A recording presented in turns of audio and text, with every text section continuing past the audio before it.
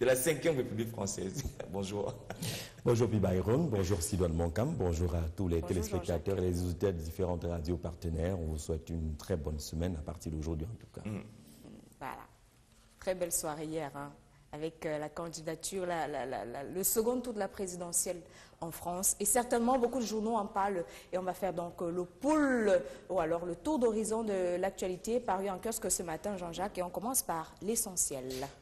Pas vraiment beaucoup de titres en termes de nombre, pas beaucoup d'illustrations, pas de texte précis concernant l'élection d'Emmanuel Macron, peut-être avec l'essentiel du Cameroun, qui a cherché dans le discours du nouveau président français la place réservée au continent africain. Macron président, que prévoit-il, que promet-il pour le continent africain? Le journal essaie de repérer dans sa lecture justement ces propositions.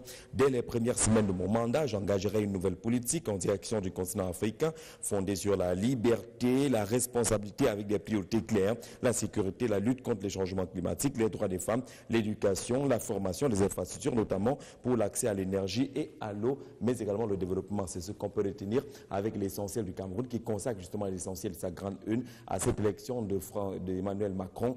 C'était pour le compte du second tour hier du côté de la France. Quelques points essentiels sont relayés par notre confrère concernant justement sa vision du pouvoir et ses rapports avec le continent africain. L'Afrique noire, par exemple, qu'il avait découvert lors de son passage comme stagiaire pendant 6 mois à l'ambassade de France au Nigeria et à la rencontre sur les bancs de l'ENA d'un ingénieur des mines franco-béninois, Jules Armand Agna Bessou.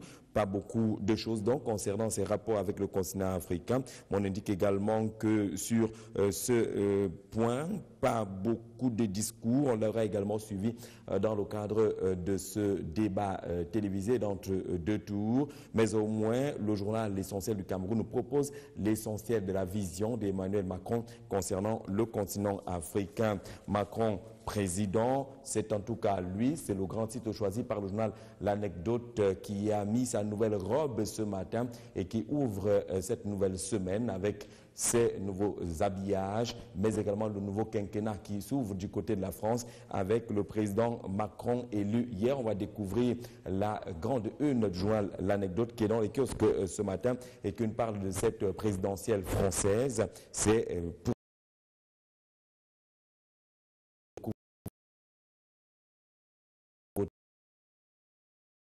président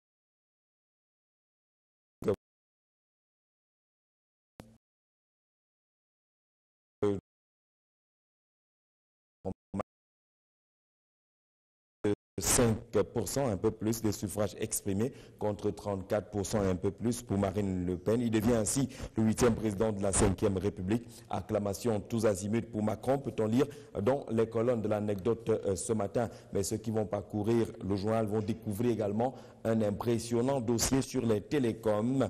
L'Anecdote s'intéresse à cette guerre de l'offre concernant la téléphonie mobile, par exemple au Cameroun, dans les colonnes du journal. En très peu de temps, les entreprises de ce secteur sont passées des téléphonies de 2e génération qui permettaient uniquement la transmission de la voix entre 2 terminaux mobiles aux technologies de 3e ou de 4e génération permettant respectivement la transmission des données et l'accès à Internet via un terminal mobile. À lire dans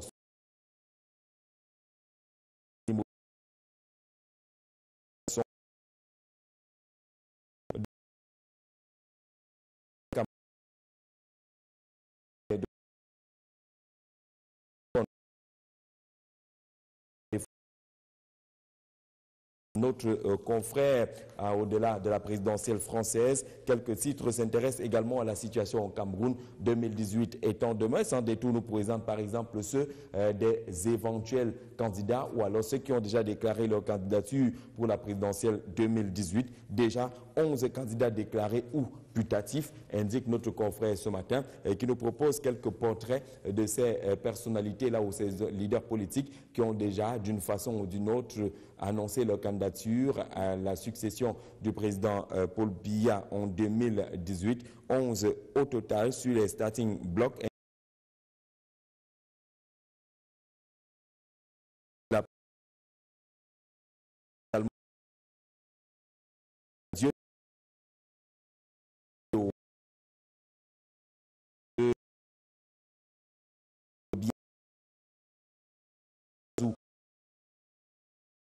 Hadi, qui est toujours engagé à cette course au fauteuil présidentiel. Bernard Zonga, l'ingénieur agronome à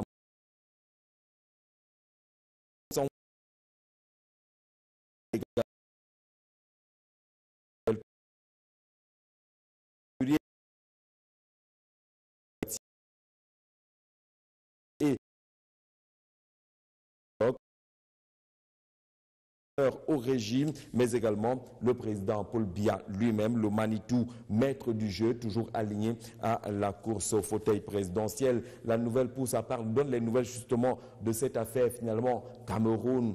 RFI, en passant par le correspondant Ahmed Abba qui a été écroué. 10 ans de prison ferme. En exclusivité, la nouvelle nous propose ces preuves qui accablent le correspondant de Radio France Internationale. C'est la grande une choisie par ce journal ce matin, en indiquant par exemple à l'intérieur quand RFI et France 24 soutiennent un Boko Haram, convaincu de ce que ce correspondant RFI est justement un Boko Haram. Toutes les preuves qui accablent le correspondant RFI avec quelques extraits d'enregistrement tels que présentés devant le tribunal militaire, parfois à donner froid au dos lorsqu'on parcourt justement les extraits qui sont proposés par la nouvelle ce matin. La nouvelle aussi considère peut-être les changements à la tête de la France comme quelques changements qui pourraient également intervenir dans le cadre des relations France-Cameroun. RFI et France 24, voix du gouvernement sortant français. Les mots sont bien choisis. La question est également opportune aujourd'hui relativement à l'actualité politique, comme vous le savez, en France, marquée par l'élection d'Emmanuel Macron. RFI et France 24, voix du gouvernement sortant français, s'interroge notre confrère ce matin. Le soir, pour sa part, indique que dans les affaires purement camerounaises, peut-être le retour de l'opération Épervier. L'opération Épervier reprend une liste de personnalités, ministres en fonction, anciens ministres, DG, élus locaux. Cette liste est proposée par notre confrère ce matin en page 3 pour indiquer que ces personnalités-là sont sur le viseur de l'opération Épervier. Vont-elles être écrouées finalement ces différentes personnalités? Selon les informations proposées par le chef hebdomadaire le soir ce matin, les dossiers sont carrément déjà bouclés et les portes de Kodengui sont quasi ouvertes pour quelques-unes de ces personnalités qui sont citées par le soir à découvrir ce matin. Et puis le quotidien L'Épervier nous indique par exemple que dans le cadre des relations entre le secrétaire général adjoint des services du Premier ministre et les populations, y compris ses employés dans une structure du côté de Bafoussam, ça va mal. La colère des militants RDPC contre Guillet Kanté, indique le journal L'Épervier en sa grande une ce matin. Ce sont des employés, mais qui davantage sont les militants du Rassemblement démocratique du peuple camerounais qui ont des problèmes relationnels avec le patron d'une entreprise qui par ailleurs est secrétaire général adjoint des services du Premier ministre. Arrive également dans les colonnes de L'Épervier ce matin une question sur ces réclamations qui sont enregistrées depuis un certain temps des départements qui veulent passer région. S'agit-il des réclamations légitimes ou de simples chantages politiques? S'interroge notre confrère ce matin au regard justement du déploiement, mais également de ces informations qui sont véhiculées. Certaines de ces informations contenues dans les documents adressés au président de la République, revendiquant par la voix de quelques élites la création des régions. Affaire manipulation pour qui roule finalement le syndicat des médecins. Un nouveau mot d'ordre de grève a été lancé par ce syndicat de médecins après le flop connu par le premier rappel au débrayage dans ce secteur d'activité. Le second appel voudrait mobiliser les médecins du 15 au 17 mai 2017, alors que cette structure indique et rappelle le quotidien L'Épervier a déjà été déclaré illégal dans notre pays. Dans les kiosques également, on va le découvrir, les déboires pratiquement de Monseigneur Cléda qui a tenté justement cette démarche pour la réouverture des écoles dans la partie anglophone du Cameroun. De ce côté-là, les réponses ont plutôt été dures contre le président de la conférence épiscopale nationale du Cameroun, tel que l'indique par exemple The Guardian Post en sa grande une ce matin. Ce n'aura pas été un périple de tout repos pour le président de la conférence épiscopale nationale du Cameroun. D'ailleurs, les réponses sont listées par notre confrère ce matin qui semble considérer la conférence épiscopale comme relativement en complicité avec le gouvernement, qui indique justement que cette conférence épiscopale ne s'est pas offusquée face à quelques faits qui sont relevés aujourd'hui par les régions anglophones du Cameroun. The Guardian Post soulève cet aspect. The Horizon en parle également en nous rappelant justement que le chef de l'État a pris quelques engagements ces derniers temps dans la partie anglophone. donne? S'agit-il des chantiers relativement à une programmation bien établie ou alors c'est une nouvelle lune de miel qui s'ouvre pour flatter un peu et apaiser le nord-ouest et le sud-ouest? Le ministre de la Santé publique vient d'être sur le terrain pour la pose de la première pierre, par exemple, du CHU de Bamenda, entre autres réalisations qui sont listées par The Horizon ce matin, qui interroge justement ce réveil, entre guillemets, du gouvernement au profit du nord-ouest et du sud-ouest. Des médias dans les kiosques également ce matin nous rappellent ces moments difficiles sur le terrain de Monseigneur Clé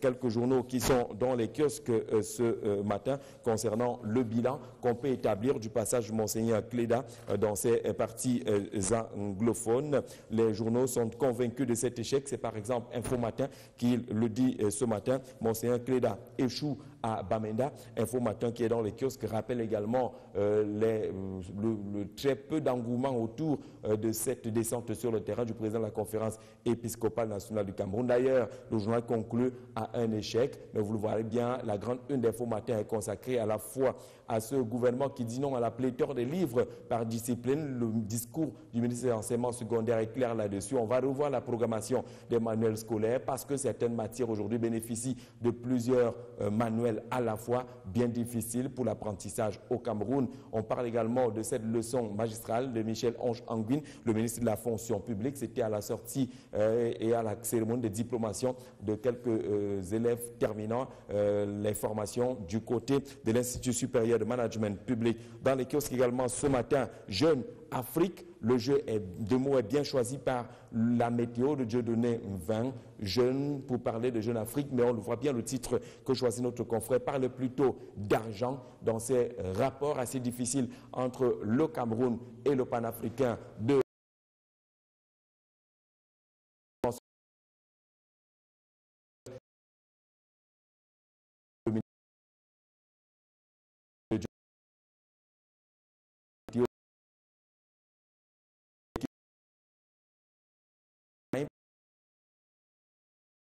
avec ces éperviables qui peuplent l'équipe Yang. Le chef de l'État va-t-il procéder à un remaniement entre-temps ou va-t-il aller en campagne électorale avec ceux qui sont pratiquement identifiés appartenant à l'équipe Yang, mais qui sont considérés comme des éperviables aujourd'hui? La question est soulevée par notre confrère. Autre question soulevée par la presse ce matin, délestage total dans la partie nord du pays en termes de disponibilité et d'énergie électrique. C'est l'œil du Sahel qui en parle, en termes de projets également pour promouvoir la distribution de l'énergie électrique dans la partie septentrionale. L'œil du Sahel le dit ce matin, le Grand Nord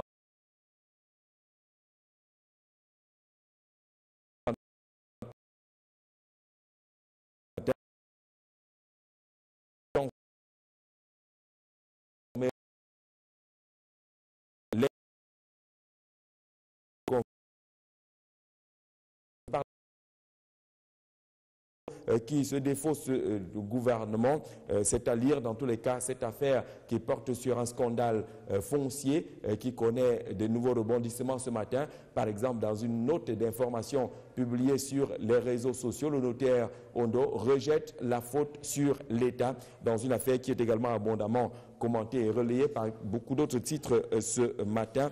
On parle également de ces revendications des médecins qui durcissent le ton et qui annoncent une nouvelle grève à partir du 15 mai prochain. C'est à lire et à découvrir dans le Messager. La nouvelle expression dans les kiosques pour sa part nous parle de l'état de santé de l'Église évangélique du Cameroun, comme dans le jardin d'Éden, le titre choisi par notre confrère.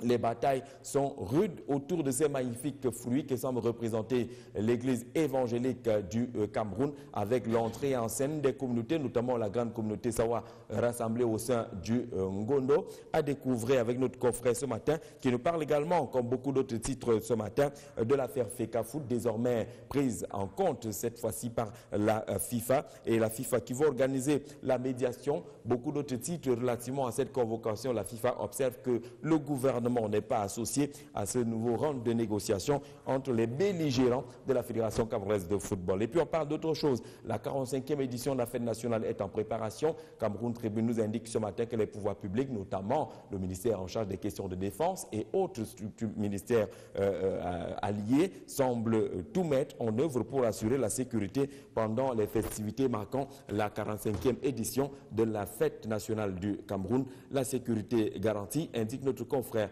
ce matin en sa grande une. Cameroun Tribune qui nous rappelle également que le chef de l'État est au chevet des victimes de l'incendie enregistré du côté de Bamenda il y a de cela quelques temps, mais aussi l'affaire Fecafoot. Mutation repart du côté de Mbanga Pongo 10 ans après. Que sont devenues les promesses du gouvernement de ce côté-là? D'ailleurs, le journal ne passe pas par 4 chemins pour évoquer les promesses non tenues du côté de Mbangampongo, véritable chemin de croix sur ce site qui avait connu il y a une dizaine d'années un crash d'un avion, d'un appareil de Kenya Airways. Le gouvernement avait fait de nombreuses promesses de ce côté-là. Mbangampongo est resté dans la broussaille aujourd'hui sans voir élever la moindre de ces promesses faites par les pouvoirs publics. Mbangampongo, 10 ans après, c'est le dossier que propose Mutation ce matin. Mutation qui parle également de l'affaire Fecafoot. Et puis le CHU de Yaoundé est-il en santé? Le centre hospitalier universitaire,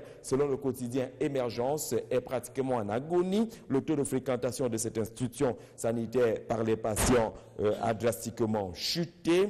En cause, le nombre incalculable de mots qui caractérise aujourd'hui la marche bien difficile du CHU de Yaoundé, considéré par beaucoup comme un véritable mouroir. Les problèmes sont nombreux de ce côté-là et le CHU se meurt, titre le quotidien Émergence en sa grande une ce matin, qui nous rappelle également le journal que le CIMEC et l'ordre des médecins durcissent le ton. Ils annoncent relativement à ces revendications un nouvel arrêt de travail du 15 au 17 mai prochain. Les questions économiques avec Éco Matin qui indique justement que les projets de logements sociaux connaissent des problèmes également. Les premiers locataires n'ont toujours pas de connexion eau et électricité. Des bâtiments neufs sans eau ni électricité concernant les logements sociaux. Les connexions sont toujours attendues jusqu'à présent, malgré les descentes des membres du gouvernement régulièrement sur le terrain pour évaluer ces logements sociaux. Les connexions eau et électricité n'ont toujours pas été établies. Bien difficile pour ceux des premiers locataires. Et puis le projet Fer de Mbalam, où en est-on? Éco Matin répond ce matin.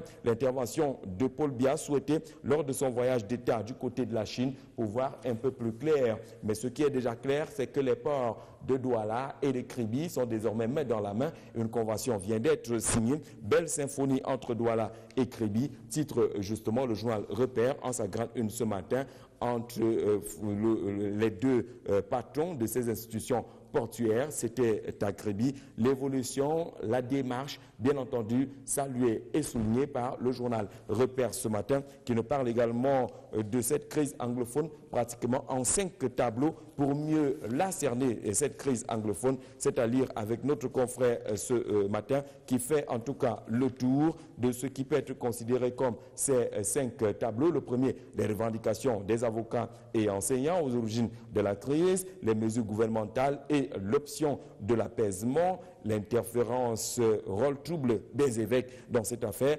revendications politiques, quand la sécession s'invite également à cette crise. Ces 5 tableaux que propose justement notre confrère ce matin. Et puis on boucle avec Kalara qui nous parle de la loi des séries. C'est le titre choisi par notre confrère, le surtitre en tout cas. Le titre, quant à lui, nous parle de ces 3 maires de Messondo interpellés pour corruption. Bien difficile d'être maire de ce côté-là. 2 sont déjà en prison. Le 3e connaît des moments difficiles également. Déjà 3 maires de Messondo interpellés pour corruption, indique le journal Kalara en sa grande une ce matin. Mais on doit faire fort là-bas. Il y a déjà 2 en prison et le 3e interpellé. Alors, merci.